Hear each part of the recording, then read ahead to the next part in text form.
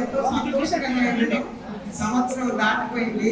ఈరోజు నుండి కొద్దిగా కొద్దిగా సంతోషంగా కలకలాడుతున్నారు. ఎక్కడ ఎవరి మీద ఇప్పుడు దాకా కేసులు లేవు.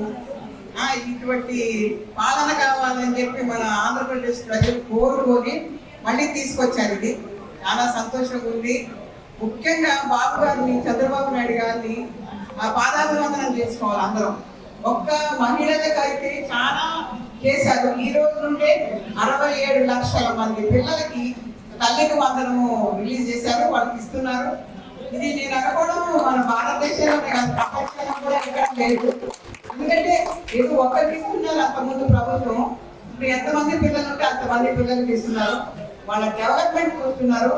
మహిళలన్నా ఆడపిల్లలన్నా వాళ్ళకి చాలా బాగా చూసుకోవడం అనేది బాబు గారి వల్లే అవుతుంది. తర్వాత కూటమి ప్రభుత్వం వీళ్ళందరూ కూడా మనకు ఎంతో సహాయం చేస్తున్నారు. అంటే సెంట్రల్ నుండి నిధులు వస్తున్నాయి. ఇక్కడ ఉండే వాళ్ళు ప్రతి ఒక్కరు కూడా పవన్ కళ్యాణ్ గారు అందరూ కూడా కేర్ తీసుకుంటున్నారు. ప్రభుత్వం ఎట్లా ముందుకు పోవాలి, ఎట్లా ఏమనేసి